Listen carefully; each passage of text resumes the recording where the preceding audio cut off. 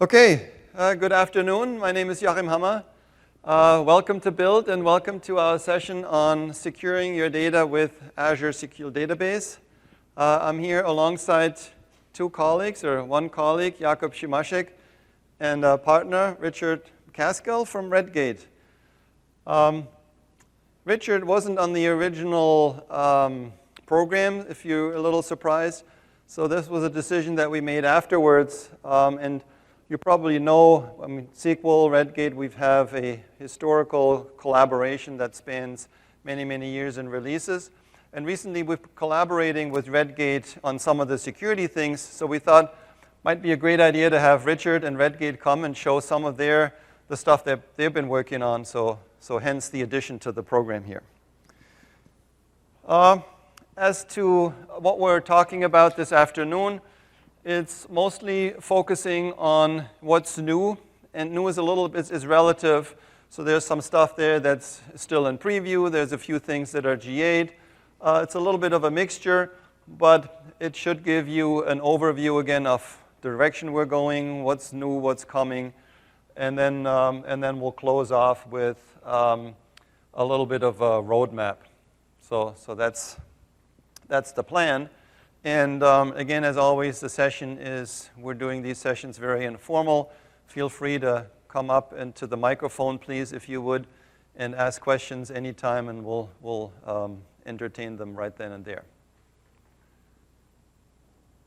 So this is, you may have seen the slide in different variations. The bucket names may change, and this is not the latest still. We're always tweaking the names of these buckets, but the point here is Azure SQL DB and the Azure SQL services have a number of features and capabilities that are aimed at helping you keep your data secure and private and meet compliance requirements. And so we're trying to give you an overview of what's there and how you might think about some of these features to then help you devise a strategy. And so the ones that are colored in green are the focus of today. And then we have a few features that you can see, for example, AAD authentication, threat detection. Those are features currently only in the cloud, available in the cloud, while AAD actually is cloud specific, so that's not something you'll find on-premise. So there's a little bit of a differentiation there in some cases, so keep that in mind as well. But overall, our goal has always been, and currently still is, to make sure that features show up both in the cloud and on-premise, security features, that is. So with that, before I go, I wanted to, as an icebreaker and also for informational reasons, we want to hear a little bit from you as to how are you using our features, what are you doing, and so this is currently top of mind for me at least. I'm hoping for my colleagues as well.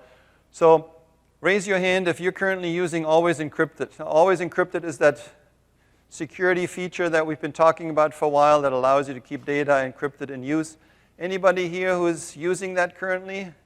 That is in the cloud. Sorry, I should start with that, in Azure. Okay, so 1, 2, 3, 4, 5. Okay, how about on-premise? Anybody using Always Encrypted on-premise? Okay, I think one hand there, so just one or two people. And is that for testing and sort of playing around with it, or is that actually a real production system that you're using there? Production, okay, cool. So I notice Jakub is all eyes here, great. And we have some updates for you on Always Encrypted a little bit later today, so Jakub is going to talk about that. Azure Active Directory Authentication. This is one of those features we're spending a lot of time and effort on, and we're not seeing a whole lot of adoption yet. So can we get a hand signal? Who is looking at that or using it?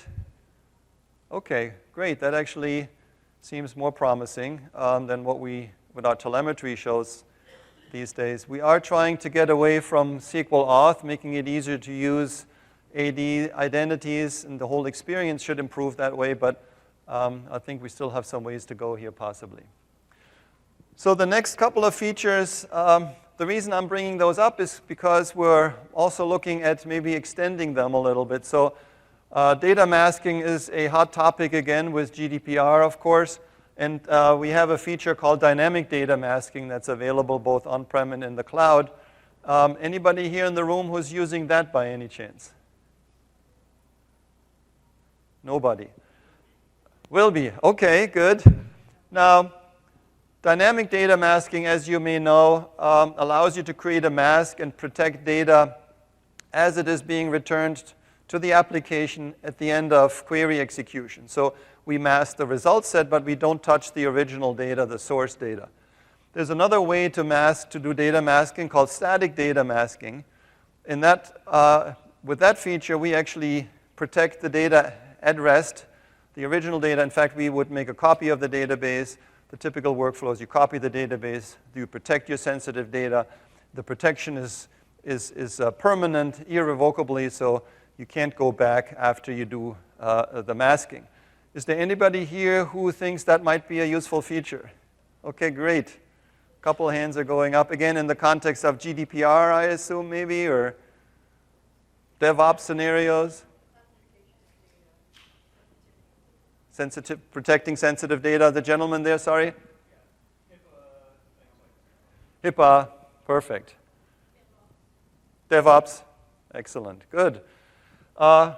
Great, so that's good news. One last question for you, and I promise that's the last one here.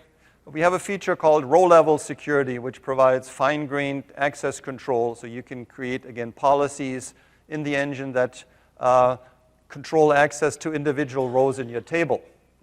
There is a variation of this called label-based security, where you could actually use labels and label hierarchies to do the same, rather than having a policy that specifies characteristics of users or connections in the database. You could use a label hierarchy to say, well, this particular user can only use rows that are tagged with these kinds of labels.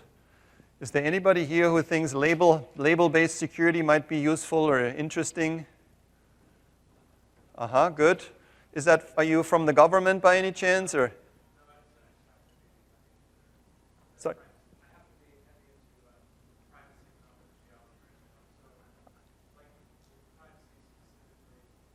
Yeah.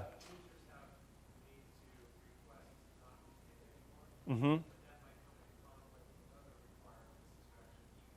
Got it.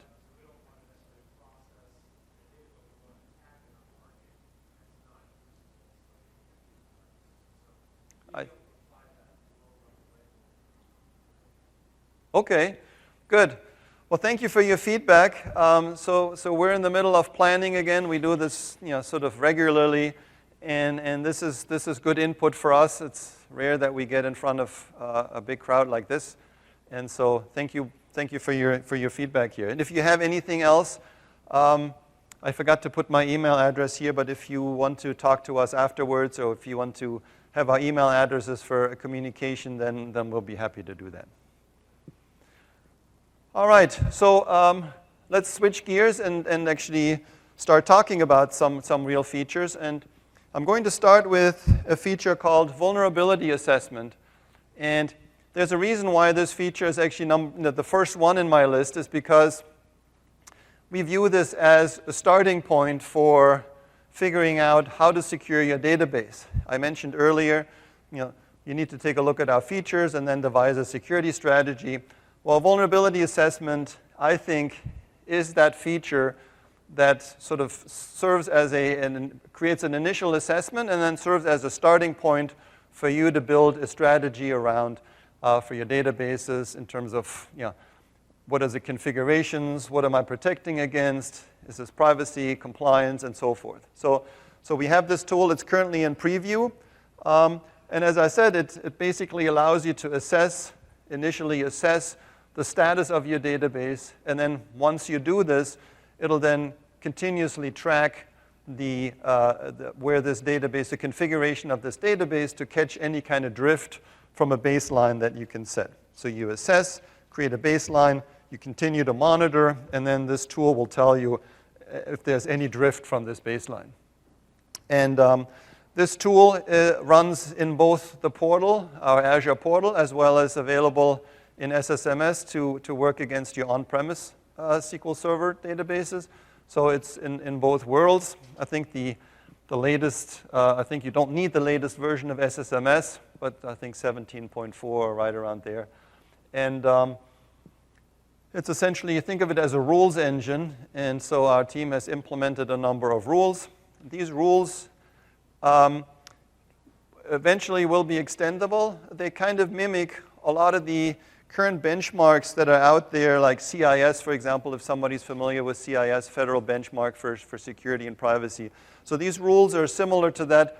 This entire feature came about from an internal assessment tool that we have that we run against our databases to ensure compliance of our Azure service. And so gives you visibility in terms of what's happening, helps you remediate, and then customize. Customize really means, as I said, you can create a baseline, craft those rules that you're interested in, and you can neglect those that fire where you say, okay, I'm okay with this, I'm okay with this violation. That's not as important to me. So there's a capability to set a baseline and then rerun the tool. I think rather than just talking about it, let me give a quick demo. And let me log in, and then I'll switch over.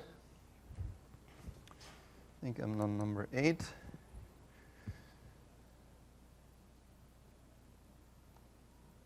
Okay, so not 8, maybe 7.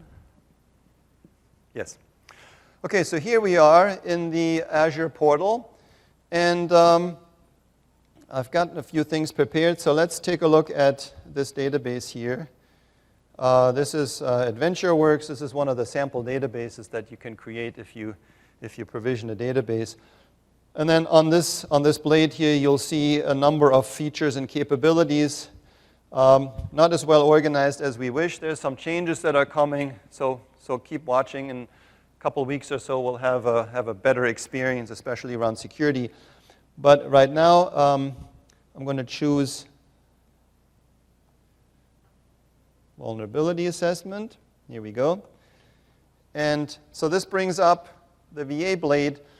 And I ran the scan. I tested it a little bit earlier. So here's a scan already, just so that you know it's live. So we can click here and we can rescan it. Should take about a minute.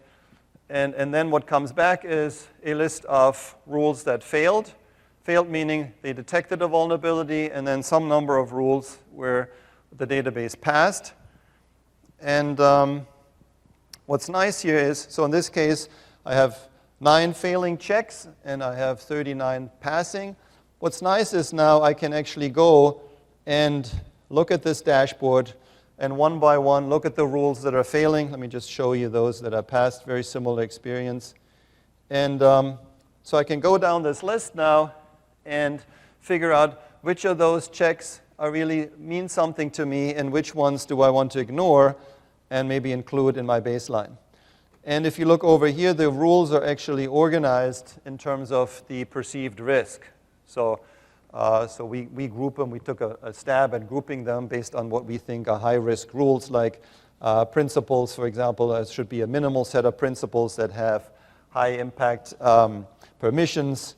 For example, sensitive data columns should be classified, which is actually, a nice segue into, let me not look at this yet, nice segue into the next part that I'm talking about. But this particular rule here is a rule that's causing a lot of the other checks failing. Namely, I happen to have an empty role here in this database that has a lot of permissions attached to it, including execute permissions and so forth. And so the rules discover this, and not only do they tell you what's failing here, but they show you the query actually that's used in the rule to detect this. And even better, they have a mitigation here. So down here you said so it shows you in order to fix this, the recommendation is to drop this rule if you are so inclined. And there's even the syntax right here. So if I click on Run in Query Editor, it'll bring up an editor with the syntax, the T-SQL syntax, to drop that role. And And then just to go down here, I think somewhere there's threat detection is not enabled, and so forth. And let me show you a couple more interesting things are, so you can export these scan results. So you can run this, export the results, put them in a spreadsheet, look at them later. You can also go under settings, and this is relatively new now, where you can actually schedule these scans. So you remember, the idea is you initially run the scan, you get a sense of where your database, the configuration of your database, the vulnerabilities. You set the baseline, and then you can schedule and say, well, run the scan ever so often. And that requires a subscription, of course, a storage account here, which I already happen to have. And then I can turn this on and then provide an email address. And at that point, I will get notifications as to these scans. So I won't do that right here. There's, again, this is a first foray into this area. It's part of what we call advanced threat protection. There's a lot of enhancements that are coming. For example, the ability to run these scans at scale. This is something we hear quite frequently. That's coming. Also, the ability to expand these rules. So this feature, of course, is only as useful as the rules are sort of comprehensive and up to date. And in the future, we're even thinking of letting our users expand the rule set, bring their own rules, and so forth. We're lucky we have Ronit here at second row. She's the program manager for this feature. So if you have any questions for her afterwards, I'll direct all of the tough ones to her. Then you can talk to her firsthand. So, and then the other thing I didn't show you, you can, for example, this orphan role. So let's say, for example, this is something I created this role specifically. I understand the risk, but I'm okay with this. Last thing I could say, let's approve this as a baseline. And what that means is now this rule will not fail again on my subsequent checks, even though I have this empty role with all these permissions there.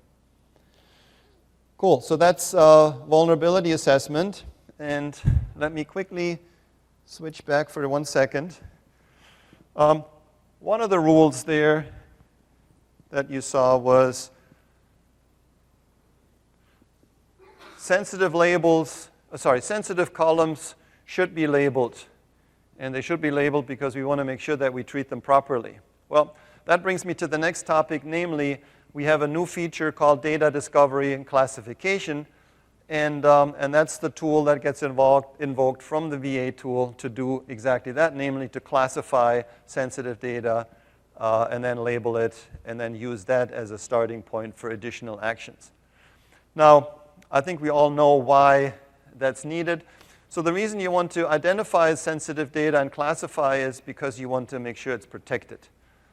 And it's not such a big deal if you have like this AdventureWorks database with 17 tables or maybe 20 tables or so.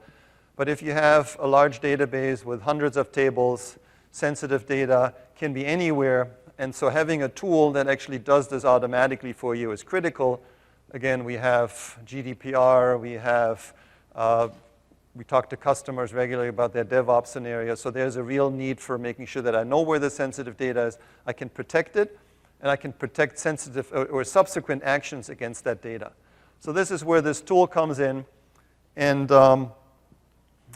so as I said, we have a new preview feature called classification and discovery, which basically uses a bunch of info types. First of all, it looks at the metadata, the schema of your database, and then finds columns that could be considered sensitive. It classifies them against a known set of info types, and then it allows you to label them as, this is sensitive, this is general, this is super sensitive, and so forth. And we currently have a built-in set of info types in the label hierarchy. And in the future, we'll evolve this tool as well so that you can bring your own taxonomies and you can make changes to our info types and so forth. Again, this tool works both on-premise against your SQL Server databases as well as the cloud. Right now, they are a little different in the sense of, or in terms of where we store the label information. but that's going to get fixed in SQL Server vNext so that they are both on par. I think I mentioned most of it. Again, this is a starting point into an experience that we're shipping so that you can actually, so starting with the labeling, that's step one, and then actually using these labels to have perhaps policies that control what you can do with that data, who can do what with the data, or maybe making sure that access to sensitive data is audited. All of those experiences are getting rolled out later. And so stay tuned for many more updates that are coming here. So let me show you this as well. Just give you a quick glimpse. And I should have mentioned actually earlier, today in the session we're going to give you an overview of quite a few features with just a few teaser demos here and there. We have a workshop tomorrow, 3 hours or so, where we are going into much more detail on each of these topics. And so if you feel like I'm leaving you hanging here, it's a little bit on purpose because we're running out of time probably. And so if you want more information, please come to our workshop, 8:30 to 11 something tomorrow, and we'll have a lot more info there for you. So let me give you a quick teaser on this new feature here. I'm not going to save anything. So here we are. So this is the classification, the discovery and classification blade.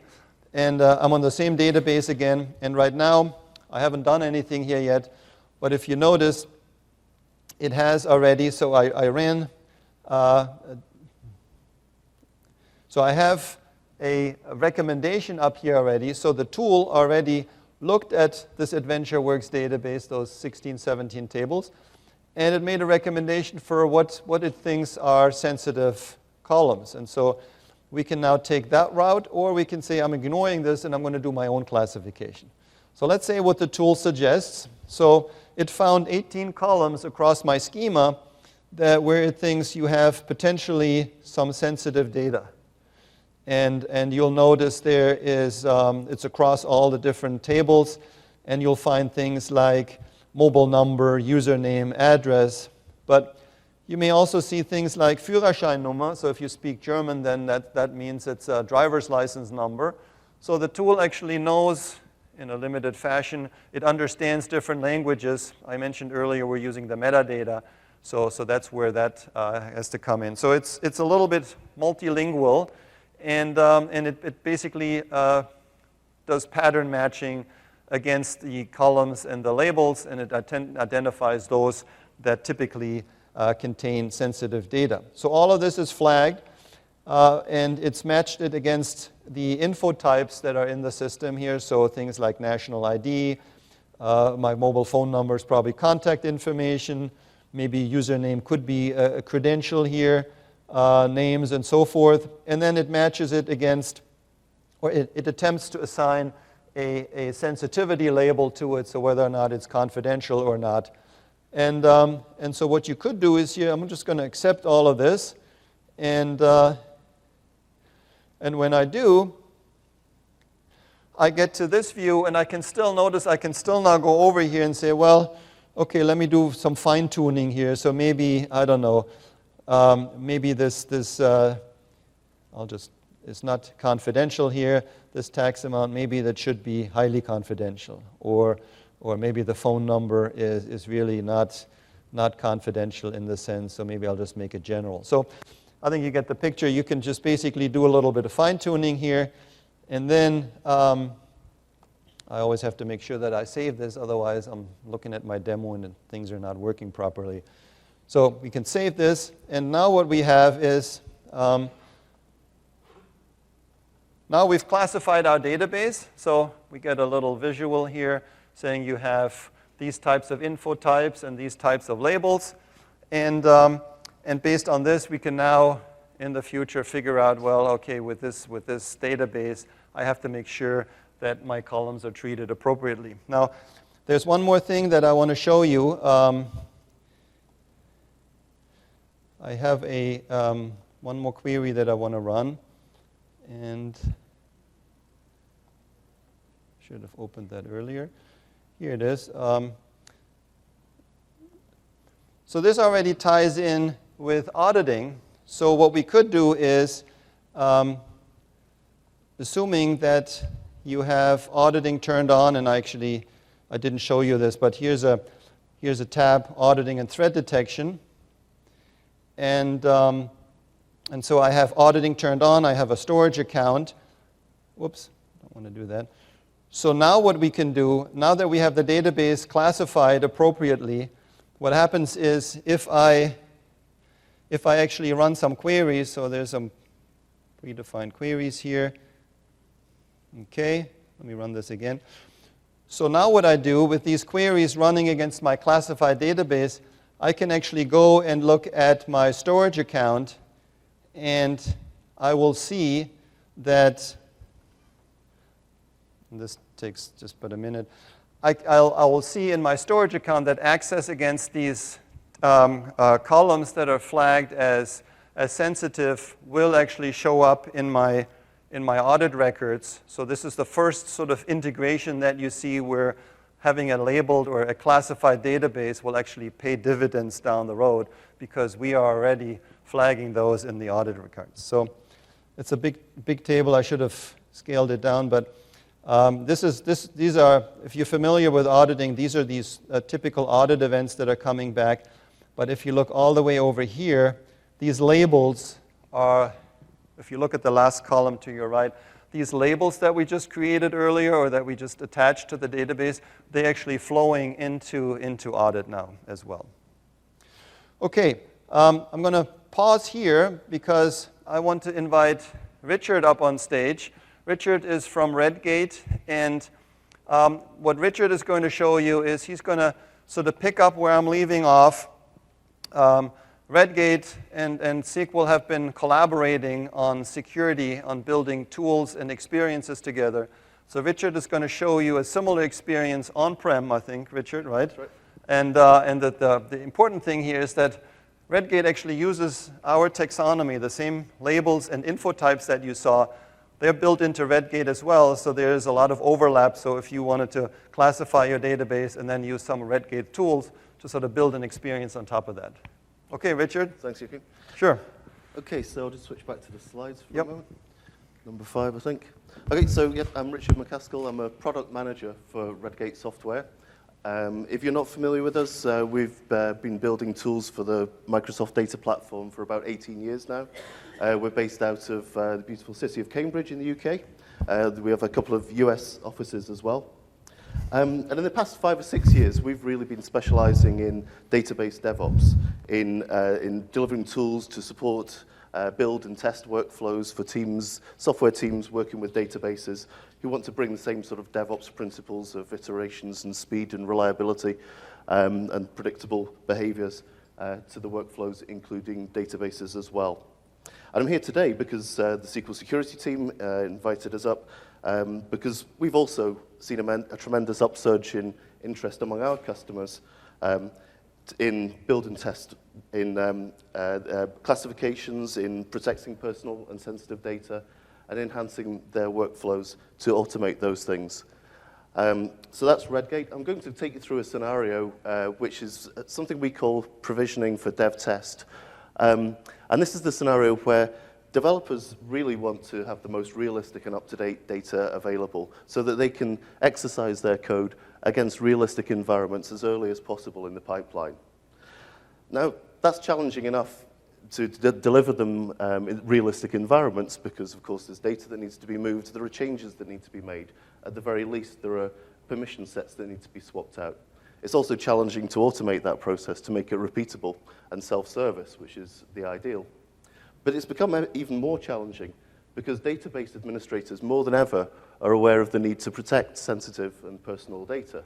There's the GDPR, of course, and we believe that's a clear direction of travel for regulation around the world, even if it doesn't affect your organization right now.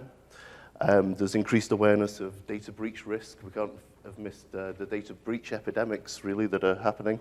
And because they've got responsibility, well, organizations under GDPR now have organizational responsibility. They're under ever more scrutiny to be doing the right things, to not be exposing data unnecessarily, and not to be increasing the attack surface area. So I'm going to take you through a scenario where we're provisioning realistic data, production-like data, into lower environments in an automated manner for dev test. And just to reiterate, most organizations currently do copy down of data for dev test purposes. We got 72% on our survey, which you can get from our website. There's a state of database provisioning report that we did. I believe the Poppet Labs State of DevOps survey had about 80% for this number.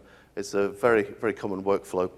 And in fact, even going back to Dave Farley and Jez Humboldt when they wrote Continuous Delivery based on their experiences at the LMAX exchange in London, they were doing copy down and reliably informed every night of production data into development. So it's got a long pedigree and it's very widely practiced. But we need to do more now. We need to automate this, but we also need to apply protection that's adequate. And we know that it's adequate, best of all, when we're working based on classifications, based on metadata, based on information that we've supplied, because we're recognizing, along with others, and especially our customers, that we do need some additional information to ensure the protections we apply are the right ones, because it's not cheap, it's not free to apply these protections. They require thought and effort, sometimes training. So in this workflow, we're going to take a production database, we're going to put it through our provisioning system, we're going to prepare that database for secondary use by replacing personal data with some generated data, generated or sample data. We're going to do some other operations like remapping permissions, which of course pretty much everyone ought to be doing in that workflow. Just a word on a little bit more context on how our DevOps dev test provisioning works. We are fundamentally using the virtualization built into Windows. We're using the VHDX format to create what we call an image, which is a copy of the data files, but which has undergone the adjustments that we need in order to make it safe to distribute. Once we've created that image, we can then mount clone databases and deliver those into the development workflows or into build processes, into CI/CD processes. So I'm just going to switch over here into my demo machine, number 6. Okay. And Joachim mentioned that we've got a similar. We've been working with the SQL security team. We've had calls to make sure that we don't go off at a tangent, that we're aligned on the taxonomy. What we've done initially, this is a preview feature. It's going to get a lot prettier. But at the moment, we're looking at several instances because most of our customers are working with quite a few instances and quite a few databases on those instances. So these are 6 instances here. I'm going to drill into one of them. And I can see there that, yep, AdventureWorks again has some recommendations. This is a slightly different version of AdventureWorks. I've got 39 recommendations on this one. So I'm going to look at those classifications. And very similar, you see the same taxonomy, you see the same recommendations. So I'm just going to apply those. Save those classification suggestions. And as we mentioned, it's completely interoperable with the Microsoft approach, and we aim to keep it that way. If I now look back at the databases, AdventureWorks is no longer a priority, so it's dropped down, and I can see there that it has a set of classification labels applied, and no longer has recommendations. I could, of course, go and add my own. So fine, so that's pretty much the same workflow. But the important thing to add is that what we're looking at here is our database provisioning system. If I just clear up my previous demo, this is a dashboard showing these DevOps prepared images. So these are ready to be used in DevOps workflows. They're all different sizes. Some of them have undergone modifications. I've got a bigger database there. There's a 3.5 terabyte one, which has 9 clone databases attached. Just for an example, if we look into those clone databases, there's a neat trick with virtualization that allows us to stand them up with a very small disk footprint. But what I'm going to do is, in my provisioning workflow, I'm going to create a new image. I'm going to take this from a SQL server, and I'm going to use that same instance that I performed the classifications on. In my case, my instance is called iClone1, and my database was AdventureWorks 2012. Now, straight away, I've come up with a warning. So what's happened here is that our provisioning system has hit an API in order to tell us exactly what the labels are that have been applied through that classification, and to recommend an action. So in this case, it's recommending that I apply a masking set before creating the image. Now we've included a data masking product into our provisioning tool. We haven't got time to go into the details of exactly how you put together a masking set. You can come and talk to us at the booth in the expo hall if you're particularly interested in that. But for the moment, I'll just show you how you apply a masking set. So this does substitution, shuffling. It's a sophisticated static data masking tool. I've added that masking set to the operation that we're going to carry out. I've also got a T-SQL script. I'm just going to add that in as well. So my operation now is going to be to prepare a data image for distribution as a clone database into dev test workflows, but sanitized and virtualized. So I'm just going to kick that off. I need to store my image in a file share location. Effectively, this is just a virtual disk that's been prepared. And I'm going to give it a name. As you can see, I've done my demo before. So I'm going to call that 0508 and kick off that create image workflow. Now we can give you more details also at the booth about how that works. It's going to copy the database files fundamentally into a virtual disk. At this stage, it's running those modifications that we defined in the masking set. It'll also run that T-SQL script that just swaps out some permissions, so they're the appropriate ones for the development environment that I'm going to deliver them into. But I know to do this because I've been prompted. I've been told that there are columns in this database that are sensitive and should be masked. There are obvious future options where, because we've got those info types, we've got a lot more context, we can do a lot more in the future about automating that masking process. Now, I did mention this is a DevOps workflow, so what I'm going to do is I'm just going to switch quickly into PowerShell. Now, obviously, we don't have time to go into detail on a PowerShell script, but it's fully automatable. PowerShell is a first-class citizen in our provisioning system.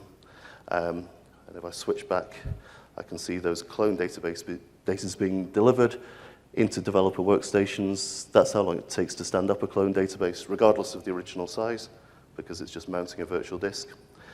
And just very quickly, if we've got time, I'm going to have a look at some of the data changes that we made. So there's the original. There's AdventureWorks 2012 on that server. And if I look down here, I can see those AdventureWorks email addresses. That's something I wasn't entirely happy with, so I defined my masking set to replace those email addresses. And in the clone database, if I execute that same query,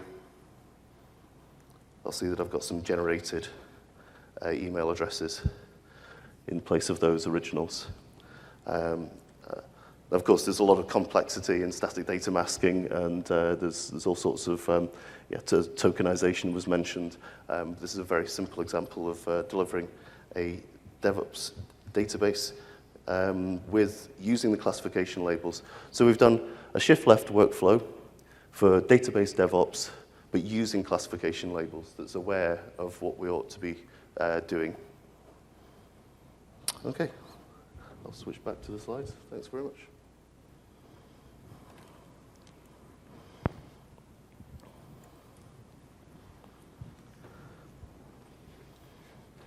Great. Thank you, Richard. So you'll see, you can expect more. This is just the beginning of a collaboration. We're still figuring out which directions to take it. But again, I think it's safe to say that there'll be more news coming in the future. Let's see. Okay, so there's some additional information. So I'm going to switch gears quickly and talk about a couple updates. One is on VNet service endpoints. It is not quite such hot news anymore. This has been G8 since beginning of the year now. I think the goal here is to give you a heads up that we are feeling your pain. We are working on VNet support for Azure SQL DB. And And the service endpoints are really just a first step in that direction. I think it's a good step, but we understand it's not going all the way yet. I think the best sort of way to look at it is look at the picture. What we have done now is we have enabled you to create endpoints, service endpoints for your Azure SQL database servers. And that what allows you is to basically restrict access to these servers to your subnets only, which are in a VNet. So you can basically, as you can see up there, the internet connection is disabled. You can disable the being able to connect from the internet, and you can restrict the traffic to your VNet. So in this case, we have these two subnets. There's a front end and a back end. And in this case, your VNet rules are such that only the back end subnet there can connect to the logical database server shown on the right. What's missing still from this picture is to be able to actually take the entire server and move that into a VNet. This is something that we're working on currently, and I don't know the exact timeline, but I think later this year, perhaps early next year, is when we will have the full support there. I think the good news already here is, so none of this is something that you have to create yourself. So the service tunnel, this is all done underneath the covers. The experience is pretty straightforward. You create your service endpoint, and then for any given logical database server that you have, you just create a bunch of VNet rules that allow you to restrict the connectivity there.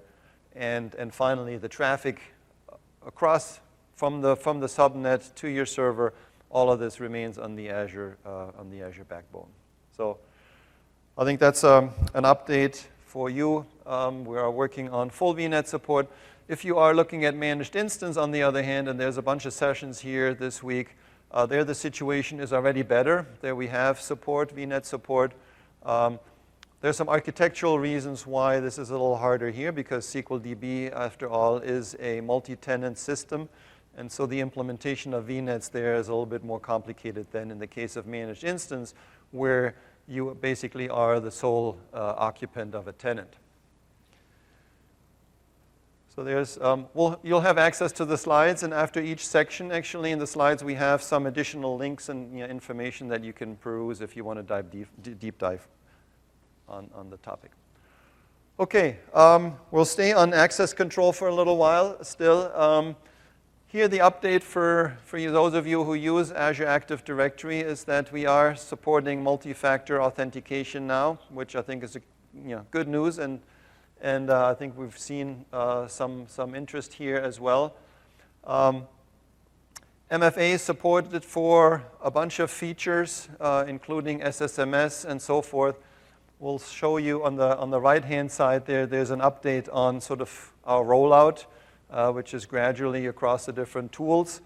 And if you have any questions, or if there's something that's not on the list, or for example, if you must have it for a command, SQL command or BCP, well, you can talk to Miek. He's sitting here in the front.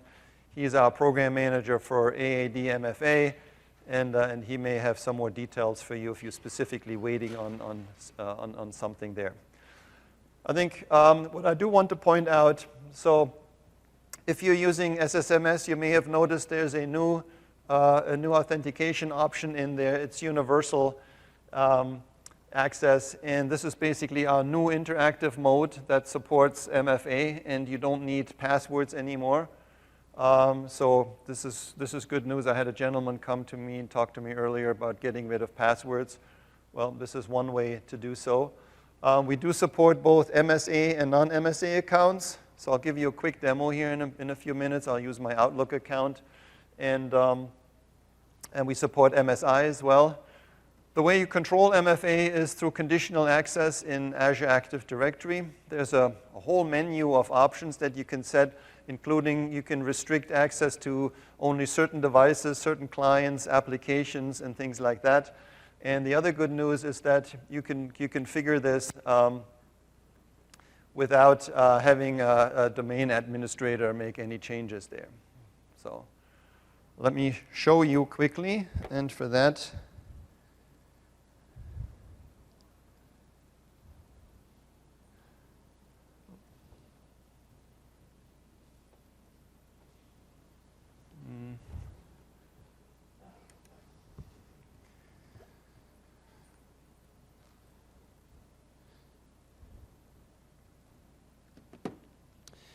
Okay, so what I'll show you is I will connect to a server in Azure using SSMS. And oops.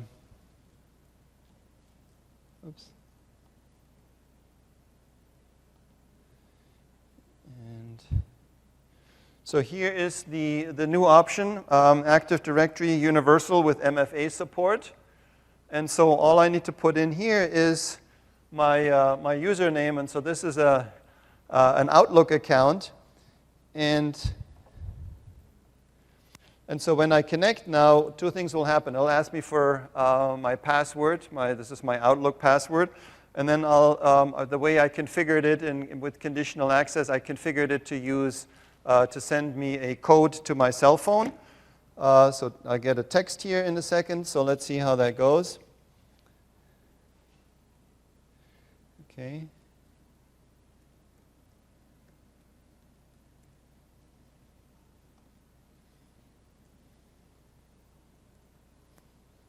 Okay, so, so here's the code, just came.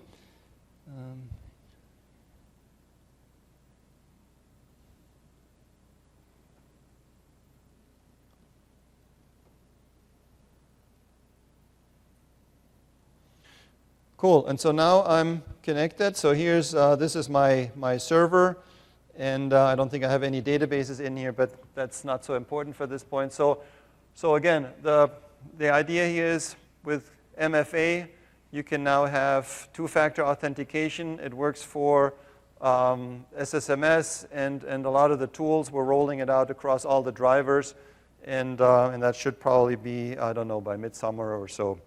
So this is another tool in your toolbox for securing the authentication options against your servers and your databases. Okay, let me switch back. Again, there's a whole lot of detail here that I'm omitting, but if you come to the workshop tomorrow, Miek will walk you through the entire experience, starting from configuring your groups in AAD, configuring conditional access, setting up your administrators, adding users into groups, and all of that stuff. So I'm just scratching the surface here, but again, we have a little bit of a time constraint. So.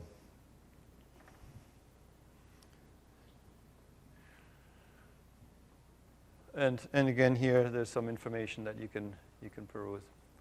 Okay, switching gears again, let's talk a little bit about encryption. There's a lot of things happening here.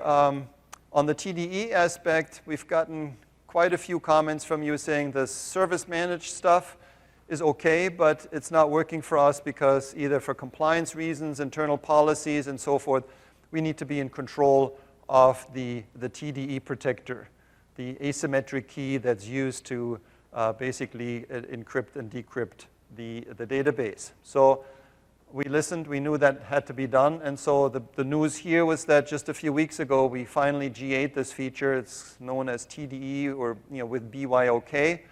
Essentially, it allows you to either create a key on-premise in an HSM and upload it into an Azure Key Vault, and then direct TDE to use that as the TDE protector, as we call it, or the asymmetric key that basically wraps and unwraps the encryption key, the DEC.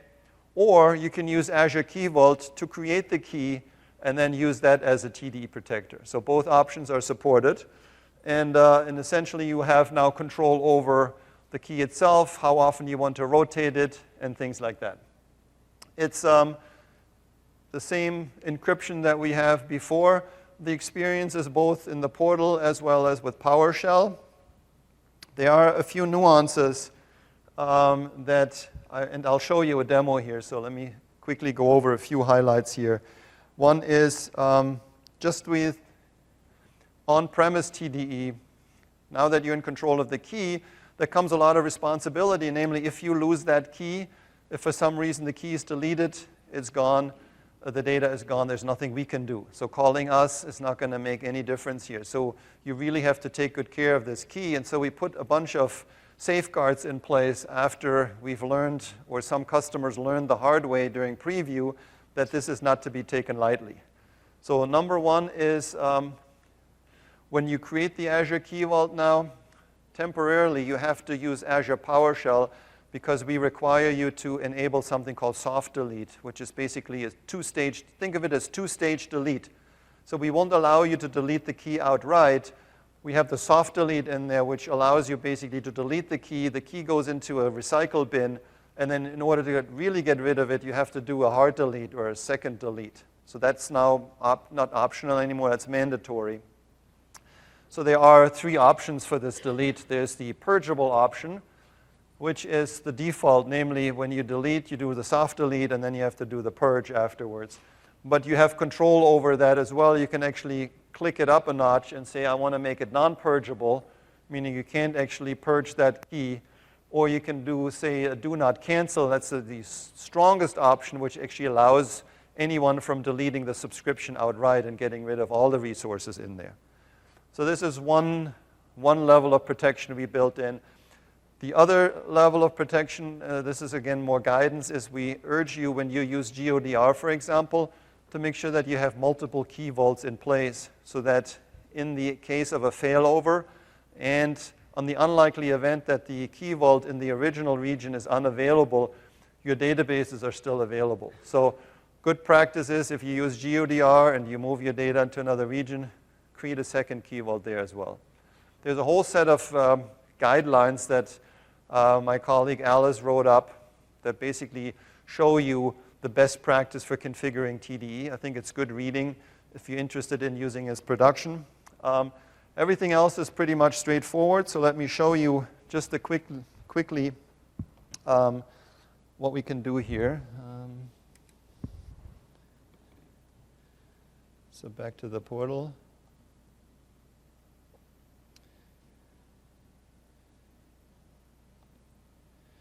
Okay, so I'm going to my server. So TDE is a server-level capability, meaning that the key management has to be done at the server level at this point, although the individual protection, of course, is by database. So, so here we are. So if I go to transparent data encryption here, you will see that the use your own key is turned off. And so what you could do is we can say, let's turn this on. And then there's a couple steps you need to do. And so the first step is you need to have a key vault ready where your keys go. And in this case, as I said, if you create a new key vault here, we actually disabled that because we want you to make sure that we want to make sure you use soft delete. So if you use the portal, the only option you have is you use an existing key vault. Tomorrow in the workshop, I show you how you actually create a key vault from scratch. So here we can just basically, there's a whole list here. We can just go and pick one here. Here's my key vault.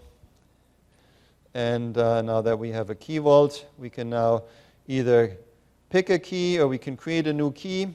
The news here is we now support two types of keys. We support the RSA type encryption, and we also support elliptic curve crypto.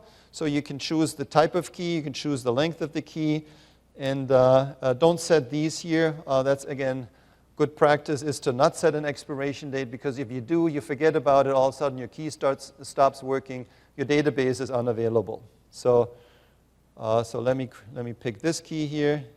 Oops, that's not what I wanted to do. So, so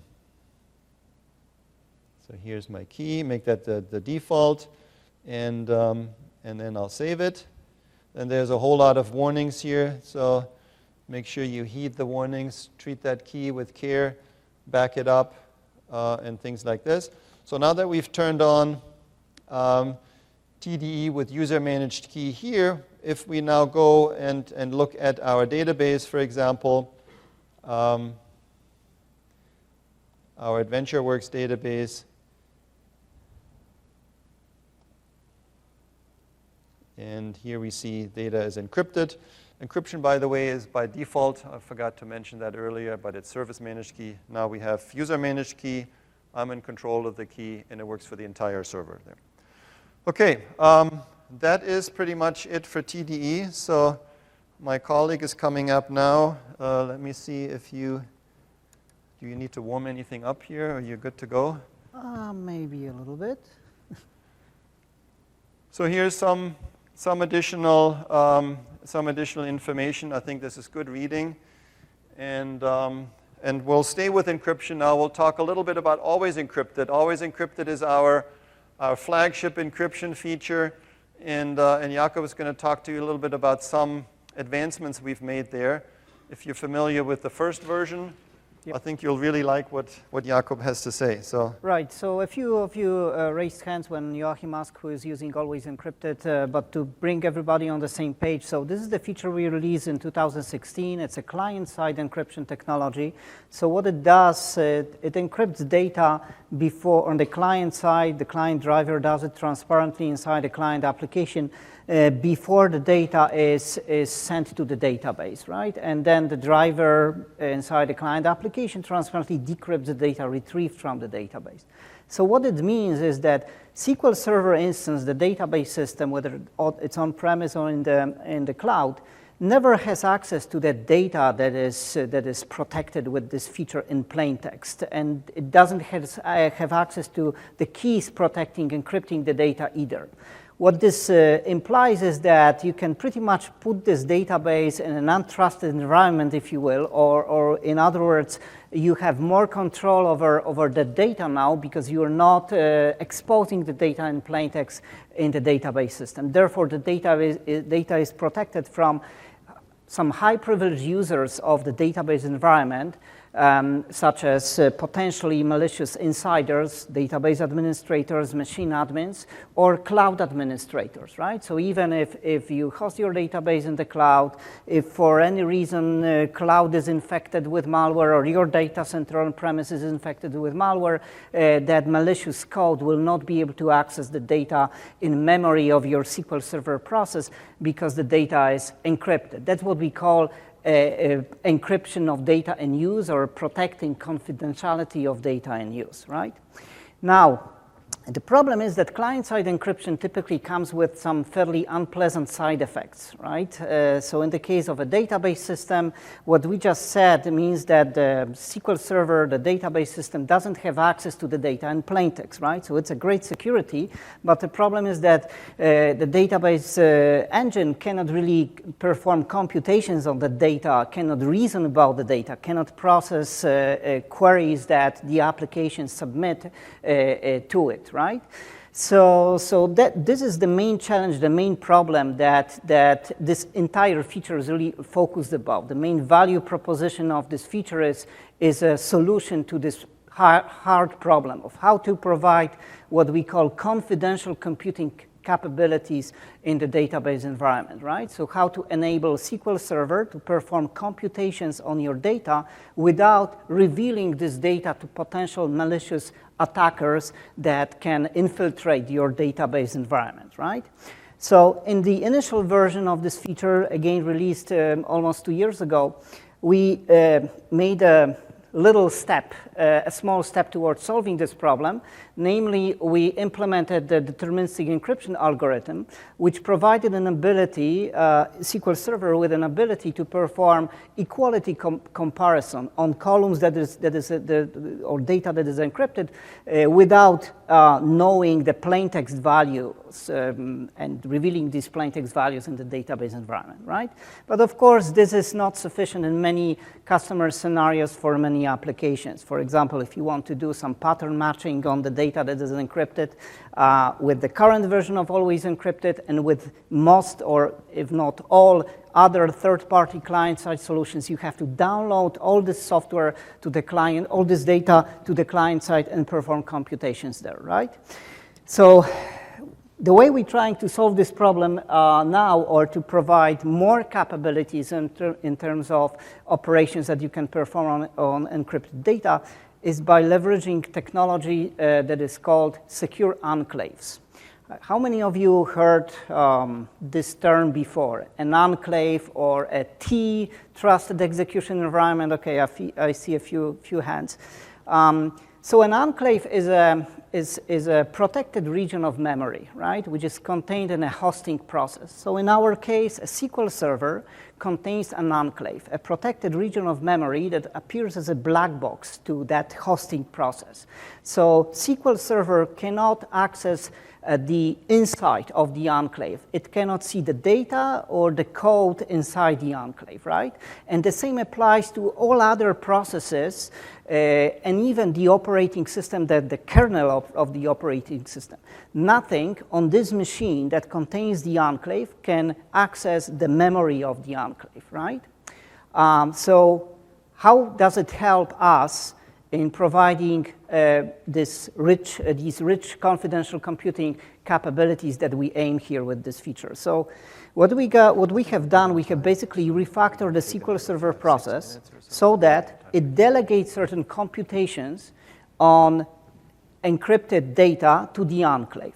And now this data, so before, in the current version of the feature, the data is never ever decrypted inside the SQL Server process, right? Now, with this enhancement, the data is decrypted inside the enclave, right? But remember, the enclave appears as a black box to the rest of the machine.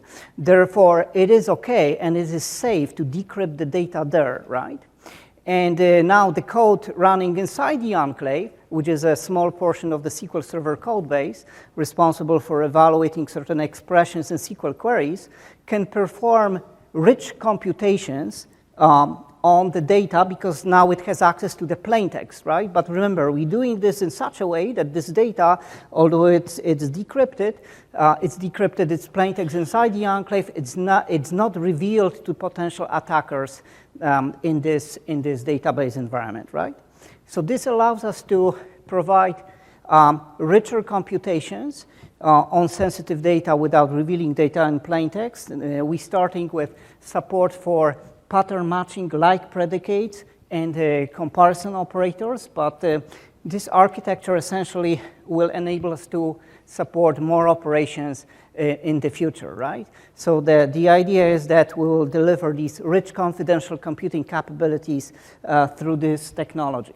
There is one other problem. Some of you, again, raised hands when asked if you use Always Encrypted. You probably, those of you who are using Always Encrypted, you're certainly familiar with tools like Always Encrypted Wizard, or there are some equivalents in PowerShell. So basically, today, this feature requires the use of special tools if you want to encrypt existing data that is not encrypted yet, or if you want to perform operations like key management, key rotation, which require data to be re-encrypted. Today, you need to use special tools that download all the data to a trusted machine where the data is either encrypted or re-encrypted, right? With this technology, with enclaves, we will be able to do this operation in place, right? Again, inside the enclave without moving the data outside of the SQL Server, all right? So let me show you a quick demo. Again, this will be a quick teaser of what you will be able to see tomorrow. You'll be able to see tomorrow a longer version of it if you join us in the workshop. So what I have here, let me start with SQL Server Management Studio. I have a database with a very simple schema, just one table. So let's see what this table contains. It contains, as you can see by the names of the columns, fairly sensitive data about employees, social security numbers, and also date of birth. Now, I already enable Always Encrypted on this table on these two columns. The data here is encrypted, right? So if a malicious insider, a DBA, tries to retrieve the data, all they can see is ciphertext, which is what you see now. Or if I attach a debugger to the SQL Server process trying to exfiltrate this sensitive data from memory, again, all I can get is ciphertext. Again, Always Encrypted is already enabled on these two columns. Now, we also have a simple web application here, okay? And you can see the difference is that the application has access to the data in plain text because it has been configured in such a way that it has access to the keys that protect the data. And the client driver in this application has been configured in such a way that it transparently decrypts the data that are retrieved from encrypted columns. So the application has access to the plaintext data, potential high privilege but unauthorized users of the database system, they only can see the ciphertext, right? So that's what you see so far is pretty much possible, achievable with the current version of Always Encrypted. Now, what is not possible today, and what we are enabling here, are richer computations on encrypted data. So as you can see here, this application has a relatively rich UI. I can filter these employees by salary. I can also enter a substring, a portion of the social security number, so that I can filter these employees, right? Now, we have a extended event session open in the management studio. So whenever I use this UI, this application fires a SQL query against the database. So let's see how these queries look like, okay? So let's magnify this. So as you can see, let's look at the query statement itself first, right? So this query statement is a select statement, and it contains, first of all, the like predicate on the SSN column, right? And it contains the greater than, less than operators against the salary column. Again, both these columns are encrypted, right? The second detail to note is that, so you saw in the UI, the filtering criteria, the salary range, the social security pattern, substring of the portion of the social security number, they appear in plaintext, right?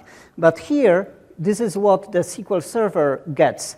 It gets the encrypted values of these search criteria. So what happens, the client driver inside the client application transparently encrypts these search criteria, right? So the SQL Server gets encrypted values. And what happens next, it sends these search criteria and the values stored in these columns to the enclave that decrypts this data, and having access to plaintext can perform rich computations such as those included pattern matching and comparison operators, which are included in this query, right? So what you get with this, you get strong security, ability to protect data from high privileged unauthorized users without unpleasant consequences and compromises. So you preserve the ability of the database engine to perform rich computations of this data, right? So switching back to the deck, one thing I want to show you is we have a few resources, including the video with a more extensive demo. But one thing I'd like to encourage you to do is, if you think you have a use case for this enhanced version or capability, a set of capabilities in Always Encrypted, we have an early access preview program open. If you want to learn more about our roadmap and what's coming next, you can go to this page and sign up. Thank you. Very good, Jakob. This is cool. So no more. Thanks. So I can get in-place encryption now. I don't have to worry about the round That's trip right. anymore. So I guess the short summary is you have a lot of things in place. You don't have to move your data outside of the database to perform rich computations and cryptographic operations. Yeah. Everything is done inside where it should be done, I guess, right? And I think one last thing to note is that this is all part of the what we call Azure Confidential Computing Initiative. So actually happy to say that this feature here that Jakob's team is working on is, I think, one of the first instantiations of this confidential computing project. So this is great. Good to hear this. I think we're almost done. Let me just show this last slide, and then we'll open it up for questions. Actually, we have a good solid 5 minutes, which is wonderful. Security by default. So this is these are some pillars here of sort of principles that we take to heart and that we use in order to craft our roadmap. I was at RSA recently, and security by default was an important topic there. And there's a shift in the industry now where it used to be, well, this breach happened because the user used a bad password or they forgot this and they forgot that. Well, that's not the case anymore. Now when there's a breach, we really, the actual vendor, the software writers, the people who own the hardware, the onus is on them to make sure the stuff that they provide is secure. So we can't offload this to users anymore. So we're taking this to heart too. We have a bunch of plans in the works where we want to make SQL more secure by default. So this is an important pillar for us. Easy to use and intelligent security. Again, this is one of those areas that we're investing heavily now. So this whole area of advanced threat protection is sort of a foray in that area with the SQL threat protection feature that we have that attempts to monitor, or that monitors the database and then attempts to find unusual events. Vulnerability assessment, classification, all of these features are going in this direction of doing things proactively, learning by observing and from past experiences. So this is something that we are investing in. The scalability is something that I don't think we actually have to put it here. This is something that we are doing, like be it VA at scale or doing classification at scale or TDE or anything that has to SQL. We had an earlier session, we said SQL scales, our features have to scale as well. The consistency across our family, including managed instance, is another area where this is actually something we haven't done quite so well, and we're looking at this again to make sure that when there's a feature that comes out, we don't have a big matrix saying, well, it works here, but it doesn't work in this version, and it's not there, but here.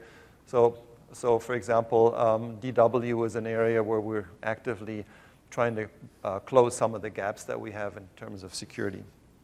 And then the trusted cloud, this goes towards ensuring that we have adequate security, internal security, to make sure that the data that you entrust in us is safe and secure and private, stays private. We have a lot of compliances. We do certifications all the time. So this is another one of those areas that continuously gets funding. So with this, I'll stop here and I'll invite you guys for some questions that you have. And then, like I said, we have a workshop tomorrow where we go into a lot more detail on all the features we talked about here today. So I'll invite my two co-presenters back up here if you want, and I'll open it up for questions.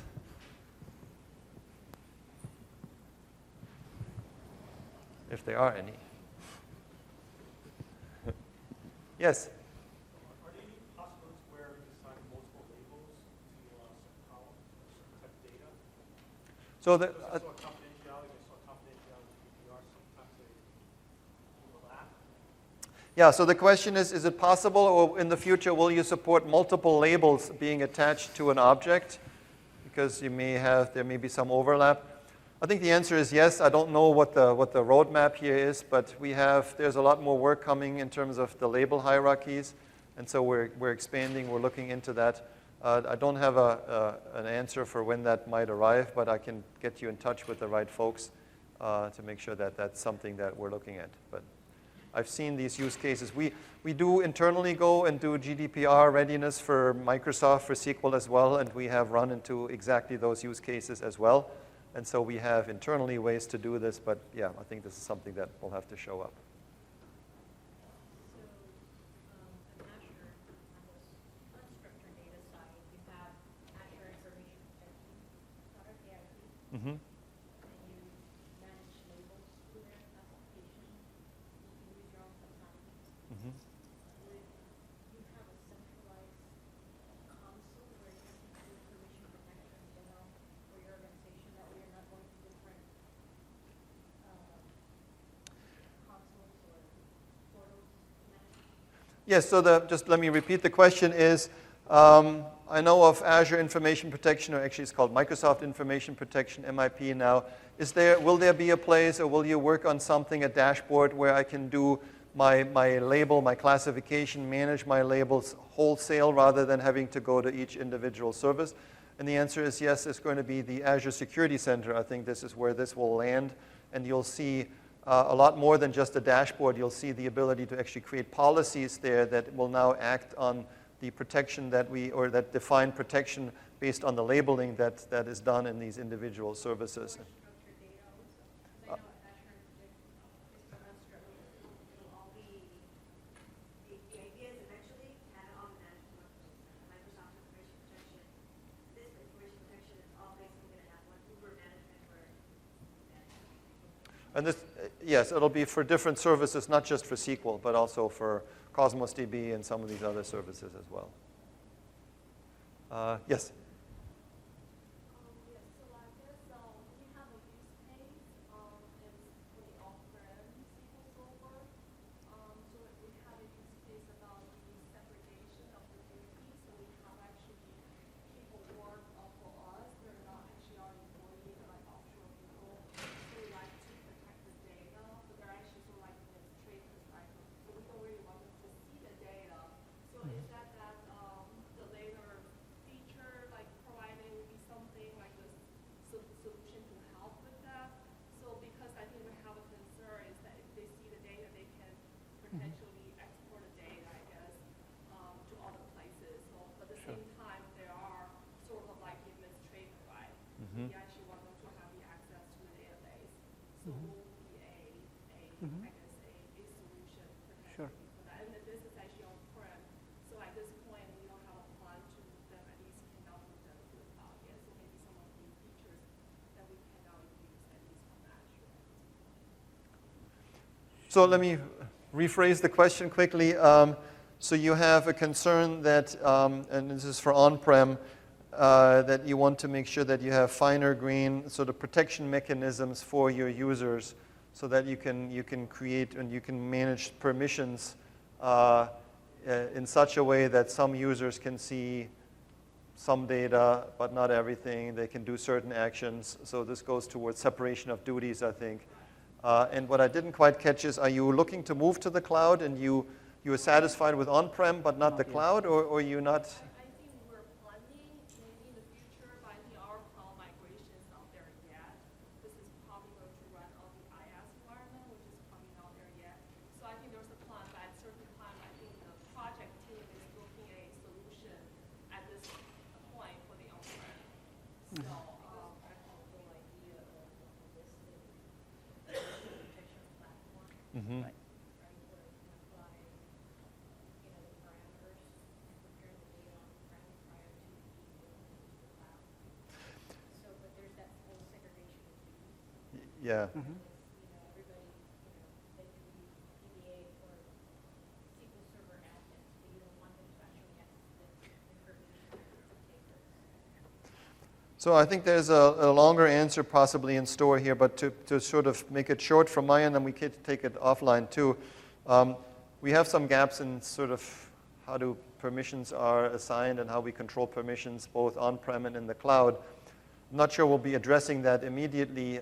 We are aware of it. We're looking at some options. And there are existing capabilities that could be used, and I don't know how much you already are taking advantage of this. So I think the short answer is there's nothing immediately coming that potentially addresses your problem, but we may have some mitigations for you that might work or may not. So that might be better to have this as a longer discussion. Or Jakob, maybe you can add something there. Yeah, so you can basically solve this problem in theory, in general, through the permission model, which we have some gaps in, and we, as Joachim mentioned, we are thinking about addressing them. So that's not quite possible today. Or you can solve it through encryption, and always encrypted is one possibility. Again, this requires more thought and more analysis, whether it fits and meets your requirements. But we do see customers using always encrypted exactly for the purpose you describe, sharing the data with the untrusted party.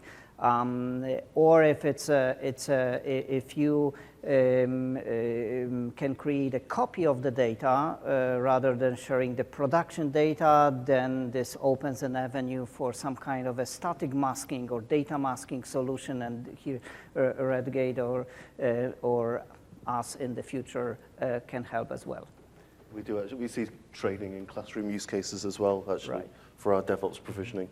It's being able to stand up lots of copies that have been masked is, for I don't know your exact scenario, but for training classroom scenarios, that sometimes works. Yep. So yeah, we'll be happy to talk to you offline. Anything else for today? I think Good, then we'll close the session. Thanks for your attention, and hope to see as many of you as possible at tomorrow's workshop. All right, thank you. thank you.